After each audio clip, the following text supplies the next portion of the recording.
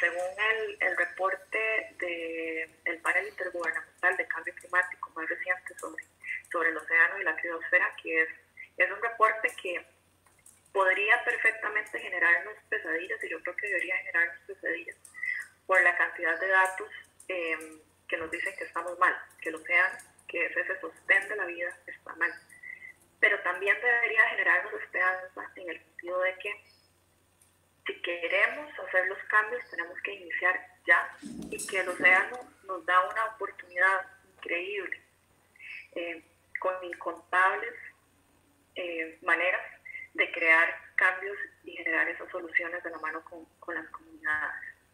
Entonces, uno de los datos que me quedó muy grabado del informe del IPCC sobre el océano es precisamente el hecho de que desde los años 70 el océano ha estado absorbiendo y calentándose de manera exponencial, tanto es así que ha absorbido ya más del 70% del exceso del calor que hemos generado desde esos años. Ahora, ¿cómo hacemos? Tenemos la ciencia que nos está pidiendo acciones, tenemos muchísima información en nuestras manos, y ahora ¿cómo traducimos todo esto en esas acciones? Hay varias frases de Jane Lubchenco, que ella fue la directora de la NOAA, de la Agencia Marítima Oceanográfica de Estados Unidos, y ella fue la mujer que lideró el ordenamiento espacial marino en el país, y que además está muy comprometida con ver el océano como esa solución. Entonces, hay dos frases que me han marcado de ella y quiero compartírselas. Una es un poco ese paradigma y ese cambio que hemos tenido que hacer sobre cómo observamos al océano. Doña Jane habla de que al inicio, hace muchos años, veíamos al océano como muy, muy grande para fallar, es decir, que podíamos extraer de él todo lo que quisiéramos, podíamos depositar en él todo lo que quisiéramos, porque al fin y al cabo no estábamos viendo a dónde terminaba y qué era lo que estaba sucediendo. Después nos dimos cuenta de que era necesario cambiar la forma en la que habíamos estado gestionando nuestros recursos marinos y la forma en la que estábamos disponiendo de nuestros residuos. Y aquí estoy hablando específicamente del plástico. Y en ese momento la mentalidad imperante era que el problema era demasiado grave como para poder solucionarlo. Y el llamado que hace doña Jane es a que ahora pensemos que el océano es demasiado grande como para ignorarlo. Entonces, tenemos un llamado y una responsabilidad en esta generación de hacer los cambios que necesitamos a los retos que hemos heredado por mucho, mucho tiempo. La otra frase de doña Jane es precisamente esa necesidad de cambiar la forma en la que vemos el océano desde toda esta lista de impactos que está teniendo el océano, impactos negativos que está teniendo el océano por el cambio climático, y en los que no me voy a detener, pero que podemos mencionar fácilmente: acidificación, muerte de corales, cambio en los patrones migratorios de especies que son claves, obviamente el aumento en la temperatura y todo lo que esto genera. Y ella lo que nos dice es: veamos el océano como una esperanza. Pasemos de ver el océano como una víctima a el océano como una solución. Y ese es el mismo llamado que les hago yo el día de hoy. Entonces, desde el punto de vista internacional, ¿en qué hemos estado moviéndonos en el tema de cambio climático y océano? Desde el punto de vista internacional, Costa Rica ha empezado a liderar desde el año pasado un grupo intergubernamental que llamamos el High Ambition Coalition for Nature and People. Entonces, esta coalición de alta ambición lo que busca es, en el marco de las negociaciones de la Convención de Biodiversidad, en el marco de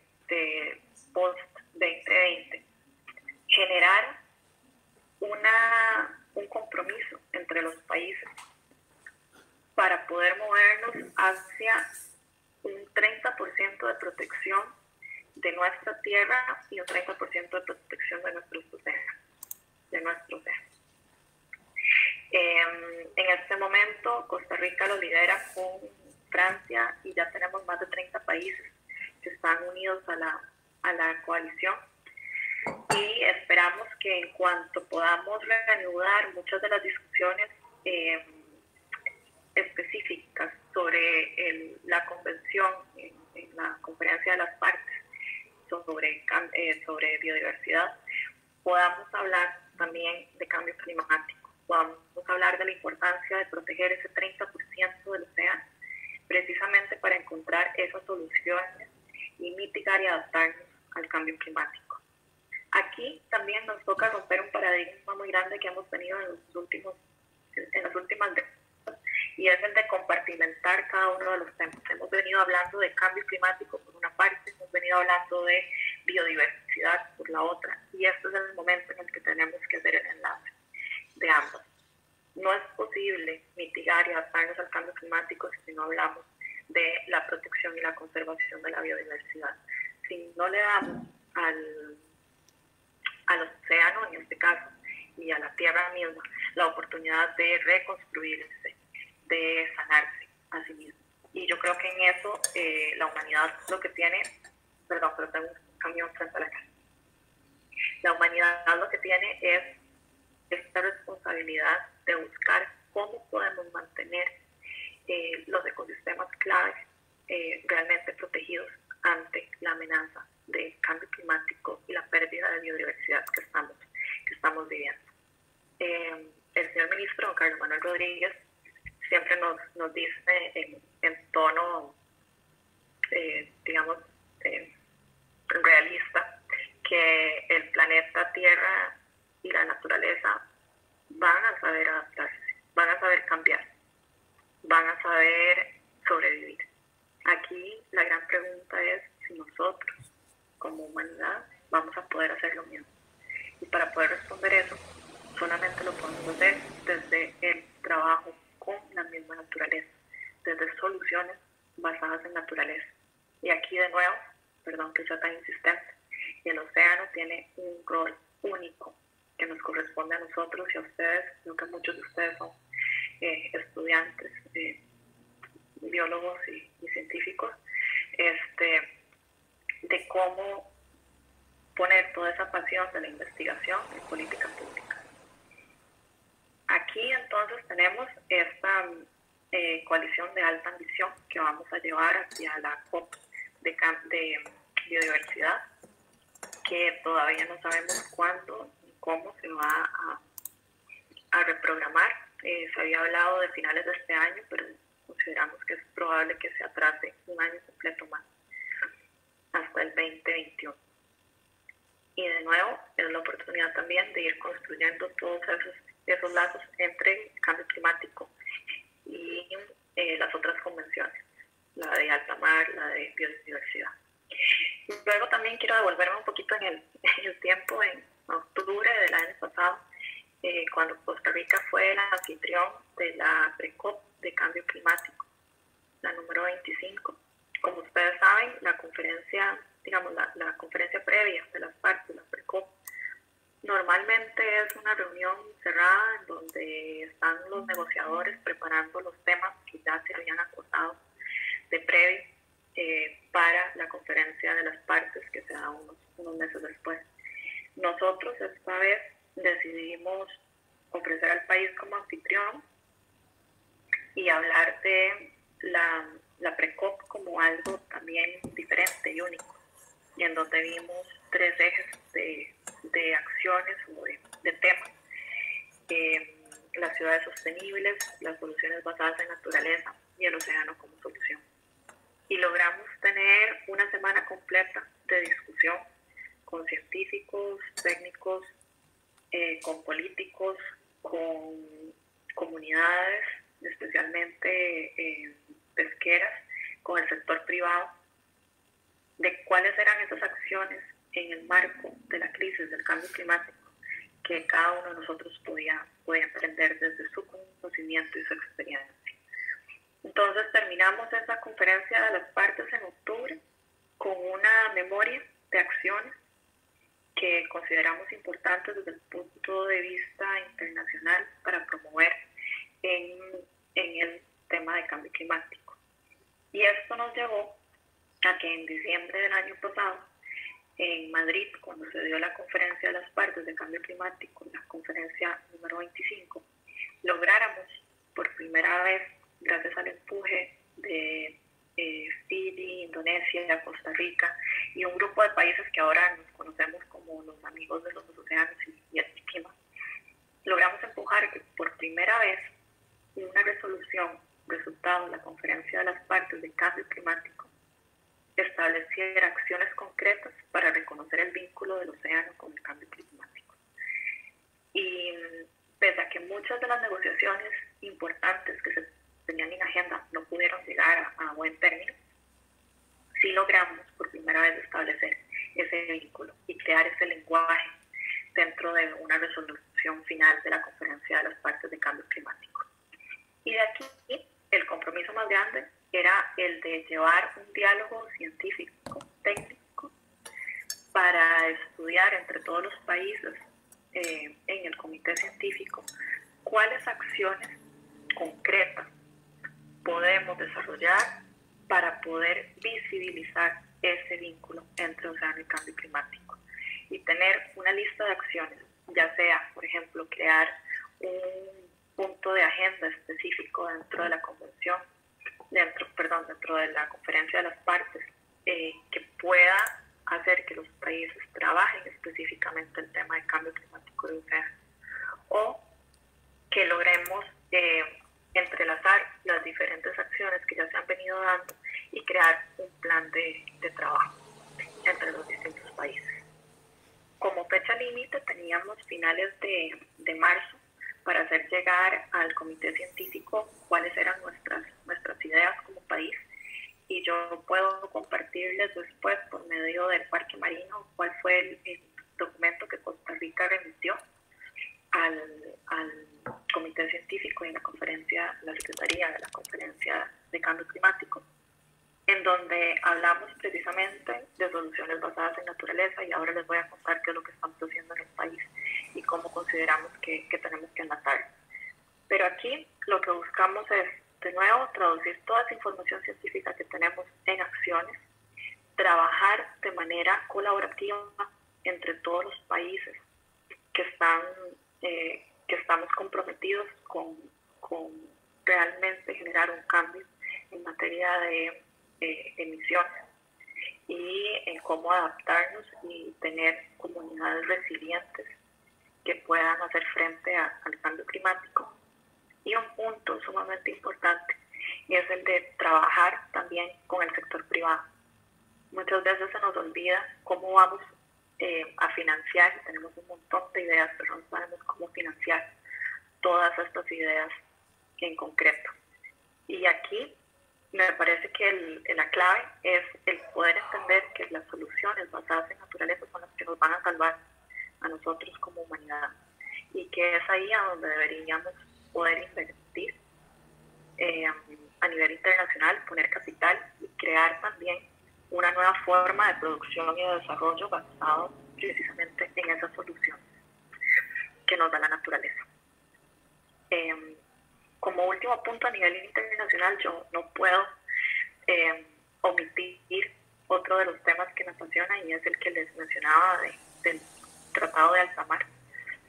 Llevamos más de 10 años en una negociación en el seno de Naciones Unidas para tener un convenio internacional, un texto, un instrumento vinculante para los países que sea enfocado en la conservación de la biodiversidad que existe fuera de las áreas de jurisdicción nacional, es decir, en esas 3/4 partes del océano, que no son de nadie, pero es de todos. Y si bien esta convención, este texto que estamos negociando, no ha tenido un enfoque específico en cambio climático, sabemos que muchos de los componentes que estamos hablando, desde transferencia de tecnología, acceso a recursos genéticos, áreas marinas protegidas en alta mar, evaluaciones de impacto ambiental en alta mar y todos los modelos de gobernanza que vayamos a generar en alta mar para la conservación de la biodiversidad tienen necesariamente que tomar en cuenta la variable climática. Y aquí, desde el punto de vista de evaluaciones de impacto ambiental, es clave que podamos saber cuáles van a ser las implicaciones de una actividad humana, por ejemplo, extracción petrolera o de minerales en alta mar en un futuro, con las condiciones que sabemos sobre la protección que debemos dar a los fondos, al fondo oceánico. Entonces, estos son varias de las piezas que hemos estado moviendo a nivel internacional. Entonces tenemos por una parte la colección de alta ambición para las personas y para la naturaleza, que no está enmarcada en el convenio de diversidad biológica. Tenemos los trabajos que estamos realizando para promover que en el marco del UNFCCC, el Convenio Marco de Naciones Unidas sobre Cambio Climático, podamos hablar de océano y podamos definir acciones concretas para adaptación y mitigación. Y tenemos también lo que hemos estado trabajando en el convenio que lo conocemos como BBNJ, biodiversidad más allá de jurisdicciones nacionales. Esos han sido como los puntos más a nivel internacional. Ahora, ¿qué es lo que hacemos desde Costa Rica? ¿Cómo hemos traducido en estos años esa ciencia que tanto la academia como las ONG como las mismas comunidades nos han mostrado de la evidencia en cuanto al cambio climático afectando el océano en oportunidades para el desarrollo? Y aquí quiero hacer énfasis también en que el señor presidente a nosotros nos dio un mandato muy claro. Cualquier solución, cualquier acción que vayamos a emprender en este gobierno tiene que centrarse en cuál va a ser la consecuencia para las personas. Cómo generamos los mayores beneficios para las personas, especialmente para aquellas en condiciones más vulnerables. Y es evidente que las comunidades costeras son las que tienen esas condiciones más vulnerables. El compromiso entonces y la responsabilidad que tenemos es no solo de resolver el hoy en cuanto a acceso a recursos marinos, sino resolver el hoy pensando también en el mañana. Las acciones que tomemos hoy en cuanto a aprovechamiento del océano tienen que ser acciones responsables que nos permitan mantener un océano que sea productivo, sano y resiliente. Si no logramos tener esa triada, es mejor que replanteemos las acciones que estamos tomando. Y por eso estamos hablando desde hace ya varios meses de la necesidad de crear un ordenamiento espacial marino en el país. Como ustedes saben, tenemos el privilegio de ser uno de los países más grandes de Centroamérica, precisamente porque contamos con un territorio marino 10 veces más grande que nuestra tierra. Y por lo tanto tenemos una enorme responsabilidad de cómo gestionar. Imaginen lo que sería el desarrollo de nuestros cantones sin ningún tipo de ordenamiento de actividades humanas, sin pensar desde ningún punto de vista cuáles son los efectos de nuestras actividades en los ecosistemas y cuáles son los beneficios tangibles y no tangibles de los servicios ecosistémicos del mar, en este caso. Entonces, consideramos vital poder hablar de ordenamiento espacial marino y poder tener por lo menos un mapeo de las actividades que se están realizando en este momento en el mar y cuáles son las actividades potenciales para estar seguros de que se cumple esa triada de la que les hablé: producción, salud y resiliencia de los océanos. También estamos enfocados en revisitar nuestras áreas marinas protegidas y saber que esas áreas marinas protegidas han sido creadas para el beneficio de las personas. Revisar cuáles han sido esos beneficios y cómo podemos nosotros asegurar que las personas y las comunidades tengan beneficios tangibles de esas áreas marinas. A veces pensamos que las áreas marinas protegidas son solamente zonas de no hacer nada, o sea, son parques nacionales. Y se nos olvida que en realidad hay diferentes categorías de áreas marinas protegidas dependiendo de las necesidades de conservación, y que un área marina eficientemente creada y que sea efectiva en la práctica es la clave para el sostenimiento de todos los demás servicios que generan los ecosistemas marinos. Y aquí estoy refiriéndome a pesca, estoy refiriéndome a mantener la salud del ecosistema en sí para procurarnos mayor turismo, etc. También, como parte de este trabajo, estamos hablando de economía azul. Y me parece que en estos tiempos en los que estamos pensando cuál es la salida más exitosa a una crisis económica como la que atravesamos debido al COVID-19, no nos queda más opción que pensar de nuevo en soluciones basadas en la naturaleza, en pensar en que la salida a esta crisis tiene que ser una salida azul y una salida verde. Es el momento de replantear las formas en las que hemos estado teniendo un sistema de producción y de consumo. Y aquí también es importante que veamos cuáles son las enormes potencialidades del océano para generar estos cambios. Y cuando yo hablo de economía azul, hablo precisamente de esas actividades que podemos realizar en el océano, manteniendo ese equilibrio del que les hablé: producción, salud, resiliencia de los océanos, del océano. Y aquí hemos estado hablando de una estrategia de cómo desarrollamos una estrategia de carbono azul, cómo valoramos esos servicios que nos prestan los manglares y los ecosistemas costeros al servicio de la adaptación al cambio climático, pero también de la mitigación.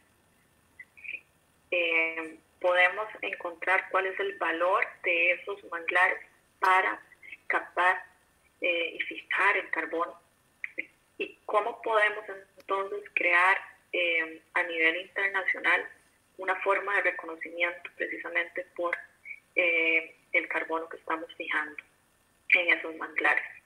Además, cómo reconocemos el trabajo que hacen las comunidades costeras por conservar esos manglares y por extraer y aprovechar recursos costeros de manera sostenible, cuidando esos manglares. Ya es hora de que hablemos de pago por servicio ambiental más allá de la tierra. Hablemos pago por servicio ambiental en nuestro océano, en nuestras zonas costeras. Y sin embargo, para poder dar ese paso, necesitamos crear políticas públicas diferentes, desde legislación que hay que reformar hasta mecanismos financieros que tenemos que inventar basados en los que ya existen. Y aquí es importante que todos y todas nosotras podamos poner cabeza en cómo vamos a imaginarnos esa economía del futuro, en cómo vamos a imaginarnos ese sistema de pago por servicio ambiental que permita que una persona en las comunidades costeras pueda vivir de la protección del ecosistema y no solamente de la extracción de recursos de ese ecosistema. Hablamos también de restauración de ecosistemas coralinos. Y bueno, yo tengo un hijo de 4 años que me dice que él sueña con ser restaurador de corales. Creo que muchos de nosotros no tuvimos ni siquiera, por lo menos yo, una idea de que cuando me decían que quería hacer cuando fuera grande, decir que quería restaurar corales. Las nuevas generaciones nos dan esperanza y ellos saben que es precisamente en cuidar esos ecosistemas claves y frágiles que podemos salvarnos como humanidad. Y eso es economía azul. Son estos trabajos del futuro en donde vamos a poder entender que todos ganamos si cuidamos nuestro océano y nuestros ecosistemas costeros. Y también podemos hablar aquí de energía mareomotriz, energía que generemos en el mar. Qué inagotable cantidad de opciones podemos tener en cuanto a energía, en cuanto a maricultura. Sí, y solo sí, lo hacemos de manera ordenada, midiendo los impactos, sabiendo ubicar cada una de esas actividades. Y aquí el reto grande es que, a diferencia de la tierra, el océano nos presenta una multitud de capas de trabajo, en donde no solamente tenemos que pensar en el océano, que es lo que vemos, sino en toda la columna de agua y en cada uno de los efectos de las actividades que hacemos en esa columna de agua. Y bueno, para poder cumplir la promesa de dejar espacio para que podamos conversar, ¿cuáles son los siguientes pasos? Nosotros en el país tenemos desde el año pasado, desde el 8 de junio del año pasado, un mecanismo de gobernanza de nuestro océano, de zona económica exclusiva, que hemos venido aplicando paulatinamente, en donde generamos una coordinación entre ministerios que tienen competencia en el tema de océano, y también estamos generando los canales de comunicación y de coordinación para poder asegurar que haya una participación directa de todas las comunidades en ese ordenamiento espacial marino, en esa planificación de la economía azul y sobre todo también en el control y vigilancia de nuestras actividades en el océano. Estamos creando y imaginándonos el océano de forma distinta para poder crear áreas marinas protegidas que nos generen esos beneficios directos a la población y que al mismo tiempo nos permita la protección de esos ecosistemas clave. ¿Cómo nos imaginamos el mapa de Costa Rica? Nos imaginamos un mapa de Costa Rica en donde ese territorio, esos 580,000 más kilómetros cuadrados que tiene Costa Rica, el territorio marino, y que podamos ver cuáles son todas esas actividades, a dónde estamos hablando de turismo, a dónde estamos hablando de navegación, a dónde podríamos hablar de energía, cuáles son los mejores sitios para pesca, qué tipo de pesca estamos buscando, la pesca que sea sostenible, que realmente pueda generar empleo y mejor calidad de vida para las comunidades que dependen de esa pesca. Y creo que lo que tenemos en este momento, además de esta adaptación que estamos haciendo y que nos ha generado una pausa en lo que veníamos empujando en términos de océano y cambio climático, vienen ahora la actualización de las contribuciones nacionalmente determinadas, que queremos marinarlas. Creemos que es el momento en el que tenemos que hablar del océano con esas contribuciones en el marco de la Convención de Cambio Climático y cuáles son esas acciones de mitigación y adaptación que vamos a emprender. Seguimos trabajando en el tema de la estrategia de carbono azul, que ya tenemos varios pilotos moviéndose en el país. Y aquí quiero hacer también el agradecimiento a todas las universidades, el Parque Marino, al sector privado y a tantas organizaciones no gubernamentales y al sector pesquero que especialmente se han acercado para trabajar estos temas con una visión de futuro y con un deseo de construir desde lo que sabemos hasta lo que queremos crear para todas y todas en el futuro, para nuestro océano. Entonces yo sí espero que las futuras generaciones puedan hacer realidad ese sueño de trabajar restaurando corales o cuidando los manglares y que sepamos esa nueva convivencia con la naturaleza que es necesario que demos y que hagamos ya. Entonces les agradezco mucho el espacio. Natalia, me quedo con vos para que nos guíes en la discusión. Muchísimas gracias. Más bien agradecer la participación y la asistencia de las personas a esta charlita. Tenemos un comentario. Creo que es importante también alfabetizar o educar más a la población en general, pero con especial enfoque a la población costera para una óptima promoción de la economía. Una pregunta en específico: ¿cuentan con algún plan en concreto que permita dirección y unificación de acciones concretas y objetivas que contemplen todos los ejes de acción mencionados a nivel nacional para garantizar y o buscar la participación activa de los sectores? Con base en el, Nati, no sé si lo que vamos a hacer es que vas dando y voy respondiendo. Creo que tal vez esto es lo más sencillo, ¿verdad? Exacto, sí, si le parece, como ahorita tenemos esta y una pregunta más, entonces.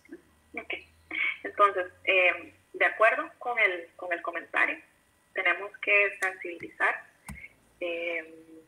no solamente a las comunidades costeras. Yo creo que muchas de las comunidades costeras son las que más conocen de los retos que tienen, pero si no, tenemos que sensibilizarnos todos, como país, como planeta, en cuáles son esas acciones que tenemos que emprender. Y con respecto a la pregunta, claro, necesitábamos, para poder construir este plan unificado, crear la estructura base, y ese fue el decreto en el que se creó el mecanismo de gobernanza del océano el año pasado. Y en este momento hemos tenido ya reuniones de la Comisión de Gobernanza, en donde hemos discutido y hemos fijado un poco esa hoja de ruta de cómo, primero, contar con una metodología de ordenamiento espacial marino. Tenemos que unificar en la medida de lo posible, ya sabiendo desde que cada uno de los espacios en el océano son diferentes, poder crear una metodología que nos permita saber cómo generamos un proceso de participación, de diálogo, con base científica, con visión de futuro, con la variable ambiental incluida, y que quede ya establecido para poder en los siguientes años movernos hacia hacer esa planificación. En este momento estamos con varias alianzas. Creo que la más importante de ellas es la que tenemos con Bloom Solutions y GIZ, con los que estamos trabajando precisamente el tema de ordenamiento espacial marino y la revisión de esa metodología de ordenamiento espacial marino, y esperamos poder tenerla oficializada en un par de meses para poder seguir adelante. El Día de los Océanos vamos a hacer algunos anuncios también sobre cómo hemos aplicado este mecanismo de gobernanza en zonas específicas, especialmente en el Caribe. Y además estamos desarrollando me voy a devolver un poco. Creo que economía azul la hemos estado haciendo por muchos años. Hemos estado trabajando, quizás sin saberlo, en esta restauración de manglares, en la restauración de corales, sin saberlo, de economía azul. Hemos estado tratando de generar un modelo de pesquerías. Y en esto el sector Palanque ha estado esforzándose para poder tener certificaciones internacionales como para asegurar trazabilidad y una mejor un valor mucho mayor en las pesquerías. Hemos también trabajado temas relacionados con maricultura y acuicultura de muchos de los océanos. Y ahora lo que nos toca es, primero, unir cada una de las iniciativas y después proyectar en corto, mediano y largo plazo con un análisis costo-beneficio y de inversión que tenemos que hacer y de responsables. Y para eso ya hemos estado hablando también con agentes internacionales que esperamos anunciar de cuándo empezaremos ese proceso de discusión de un plan de economía azul.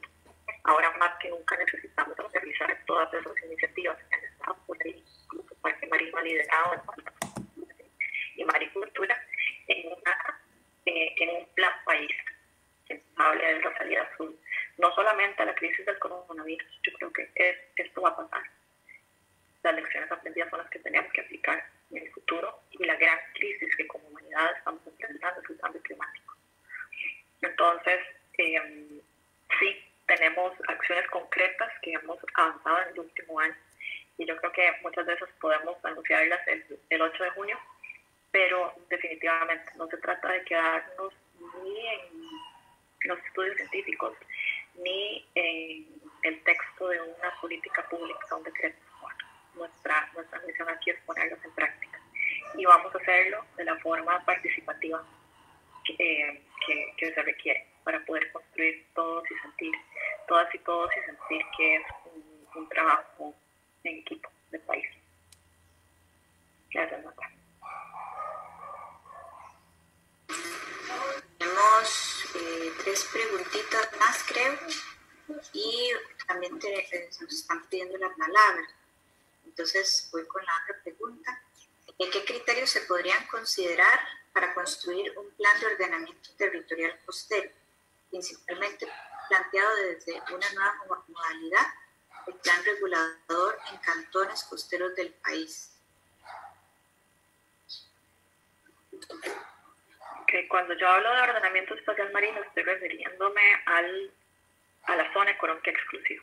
No estoy todavía yéndome a la parte costera. Definitivamente, nosotros tenemos que unir las piezas del rompecabezas. Así como hemos hecho ordenamiento territorial en la parte alejada de las costas y como hemos hecho ese ordenamiento costero, tenemos que vincularlo con lo que vayamos a hacer en el océano. Las municipalidades son parte del mecanismo de gobernanza de océano Costa Rica y esperamos a través de esos municipios y de los representantes que estén también de la academia y del sector de ONG poder integrar esas piezas de rompecabezas y hablar de lo que se hace en el mar, pero también de lo que se hace en las costas. Necesariamente tenemos que replantearnos, incluso con variables climáticas, con mediciones de impacto de cómo va a ser nuestra vida en 15, 20 años, debido precisamente a los efectos del cambio climático en las poblaciones costeras y qué tipo de medidas tenemos que tomar. Entonces, me parece que aquí el hilo conductor es precisamente ese modelo de gobernanza que ya está establecido en el país y que a partir de ahí, porque estamos trabajando con los diferentes actores, podemos concentrarnos en trabajar en zona económica exclusiva y en revisar esos planes costeros para el desarrollo, porque definitivamente lo que pasa en tierra tiene un efecto en el océano.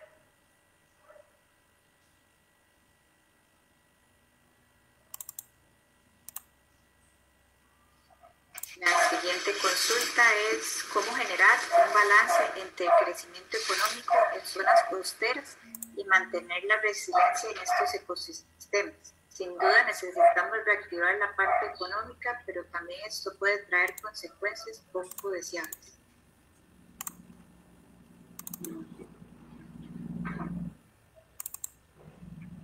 Me voy a regresar a mi triada mágica de el océano productivo, sano y resiliente. Las decisiones y el aprovechamiento que tengamos que hacer del océano tienen que mantener esa idea. Cualquier salida a la crisis tiene que ser una salida sostenible. No podemos seguir tapando el sol con un dedo pensando en que podemos extraer del océano todo lo que queramos. El océano ya nos ha demostrado que ha llegado a picos muy bajos de producción pesquera, que las especies migratorias han cambiado muchos de sus patrones y nos toca reinventarnos en ese sentido. Sí, definitivamente hay que dar una respuesta ya. Y yo entiendo que las comunidades costeras y todos necesitamos comer. Pero también tenemos la responsabilidad de pensar cómo va a ser el futuro para nuestros hijos. Entonces, precisamente el tener un plan de economía azul nos va a ayudar. El hecho también de que en este momento la Junta Directiva de Incopesca, que es el órgano máximo de la autoridad rectora en temas de pesquería,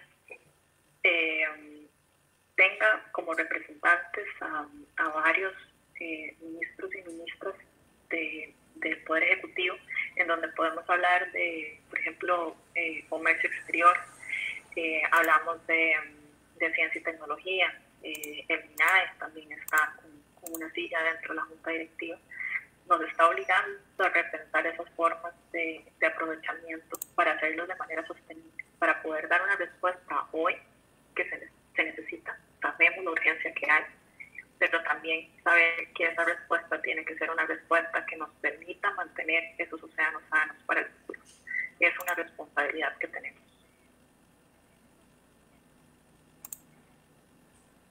Gracias. La siguiente consulta. Ahorita tenemos 3 más.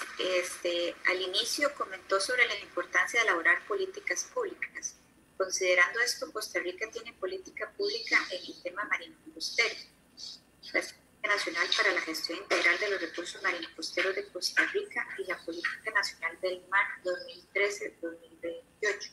No obstante, ¿qué limitaciones se han tenido para implementar la Política Nacional del Mar? ¿Tenemos un plan de acción para ejecutar esas líneas estratégicas? El mayor reto que vimos, después de haber analizado mucho, era precisamente que no teníamos una columna vertebral que nos permitiera llevar esos planes a la práctica. ¿Cómo generábamos mecanismos de coordinación? Tuvimos una CONAMAR, una comisión del mar, que al final terminó integrado por más de 11 jerarcas y que resultó bastante difícil de poner en práctica por una cuestión de agendas y de temas que van surgiendo.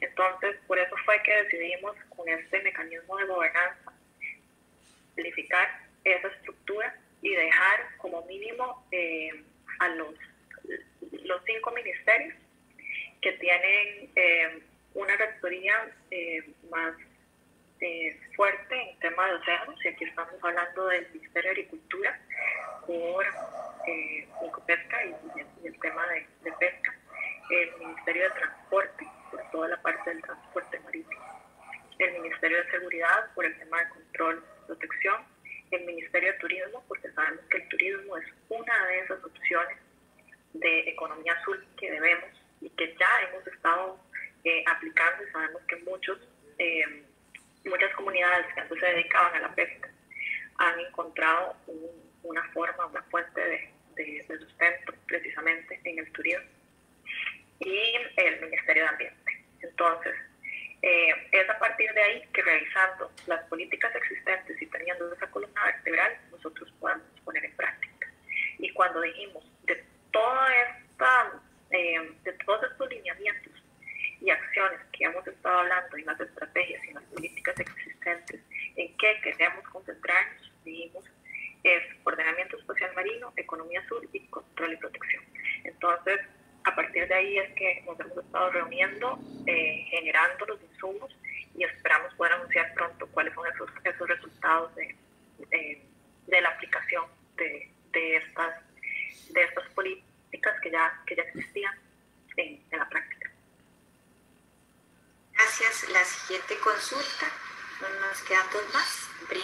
Brindan charlas a kinders, escuelas y colegios sobre la importancia de cuidar el océano, ya que ellos son y serán nuestras futuras generaciones.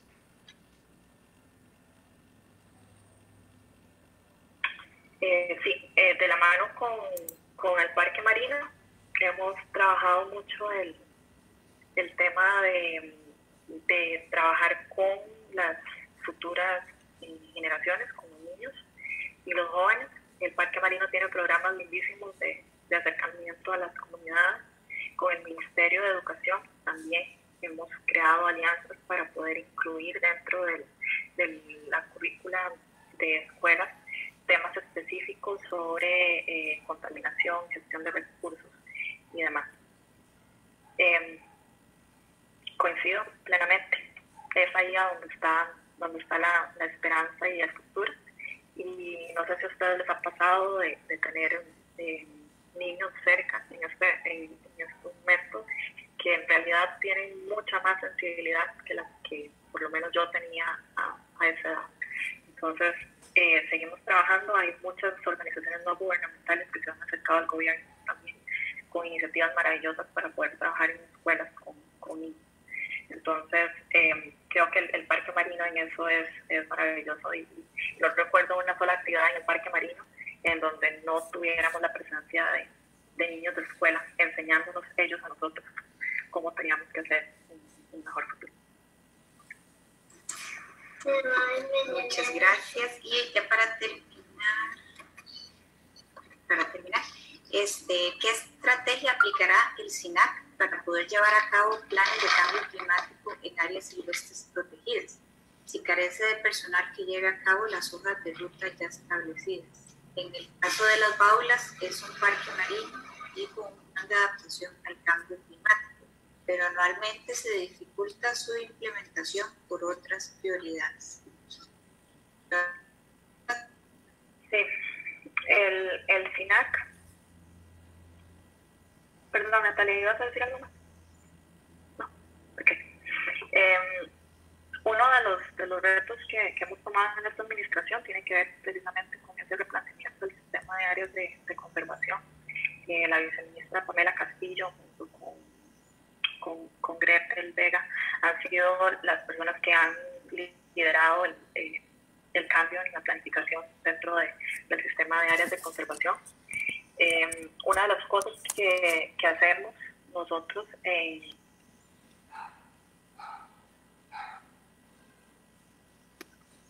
una de las cosas que consideramos que es más importante es, por lo menos aquí me voy a dirigir únicamente al tema de las áreas marinas protegidas, es que podamos crear áreas marinas protegidas en el futuro que estén estrechamente vinculadas entre sí, para que haya una red de áreas marinas protegidas que puedan generar los mayores beneficios,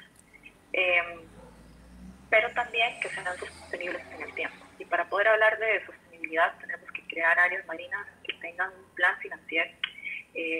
Las más recientes, Cabo Blanco y Santa Elena, tienen ese plan financiero y tienen también la variable climática incluida dentro de ese plan financiero. Aquí el reto es a futuro, como las nuevas áreas que vayamos a crear. Recuerden que tenemos solamente menos del 3% del territorio marino bajo un esquema de protección. Como esas áreas nuevas que vayamos a crear sean realmente estén conectadas, generen la mayor cantidad de beneficios y puedan tener ese vínculo con la variable de cambio climático, pensando en el futuro. Entonces creo que vamos en la dirección correcta. Hemos hecho un giro en la forma en la que hemos diseñado estas áreas marinas protegidas y también en cómo las áreas marinas protegidas conviven con la pesca, por ejemplo, o con el turismo en una zona. Y aquí tengo que regresar definitivamente al tema del ordenamiento espacial. Tenemos que repensar también si en un futuro podemos hablar de áreas marinas protegidas que estén centradas únicamente en protección para poder mitigar y adaptarnos ante el cambio climático. Y eso podría ser una nueva categoría. Esto lo estoy diciendo como lluvia de ideas, pero sí es algo que tenemos que pensar a futuro, definitivamente. Surgió una consulta más, no sé si daría chance, ya que estamos digamos ya como en la finalización. ¿Sí? Desde su viceministerio se han creado 3 acciones en el plan de trabajo: economía azul, control y vigilancia marina y ordenamiento espacial marino. De este último, ¿ya tienen la metodología de ordenamiento espacial marino? ¿A qué sector, por decirlo así, empezaría? ¿Caribe o Pacífico? La metodología de ordenamiento espacial marino la estamos desarrollando. Hubo un borrador de hace muchos años atrás que realmente había que actualizar, entonces la estamos replanteando. Lo haremos en un proceso participativo en donde sabemos que tienen que estar los distintos usuarios y que tienen que estar también representados la academia, las organizaciones no gubernamentales, para poder oficializar esa metodología. Y en principio queremos poder tener un piloto tanto en el Caribe como en el Pacífico. ya en el Caribe vamos avanzando y habrá mucho de esto que durante este mes podemos contarles de cómo hemos avanzado en cuanto a la implementación, o por lo menos los primeros pasos hacia ver un mapa más integrado del océano en el Caribe. Pero la idea es que podamos tener por lo menos 2 pilotos, uno en Pacífico y uno en el Caribe, que nos permitan impulsar lo que venga después. Bien, muchísimas gracias. Entonces, muchísimas gracias a doña Aide Rodríguez, viceministra de Aguas y Mares, por el desarrollo de tan interesante y atinado tema al día de hoy. Estoy seguro que ha sido de mucho provecho para todos. Claramente hemos tenido una alta participación y este tipo de espacios justamente nos permiten esa interacción entre las diferentes instancias, tanto públicas así como privadas. Agradecemos muchísimo, tuvimos participantes de diferentes entidades, instituciones, estudiantes, lo cual nos alegra muchísimo. Nuevamente, muchísimas gracias. De parte de la comisión organizadora, le extendemos un profundo agradecimiento a las instancias que colaboraron para que esta actividad fuese posible, y también a Doña por su espacio, su agenda, y poder brindarnos esta actividad. Les recuerdo que para hoy tenemos además otras actividades. Justamente ahorita empieza una charla sobre vehículos eléctricos impartidas por el ICE, lo cual también es muy interesante, ¿verdad?, en estos tiempos. Y los invitamos a visitar el evento en Facebook, la Semana Ambiental de Punta Arenas 2020, en donde pueden también encontrar los enlaces para las otras actividades. También tenemos una charla de restauración coralina y también una sobre cambio climático y la pandemia, desafíos y oportunidades, que será brindada por un especialista internacional argentino. Los invito a seguirnos en el evento y estoy segura que será de gran interés para todos y todas. Muchísimas gracias, doña Aide. Gracias. Con esto, muchísimas gracias. Un honor estar hoy con ustedes. Gracias. Muchísimas gracias a todos. Buen día.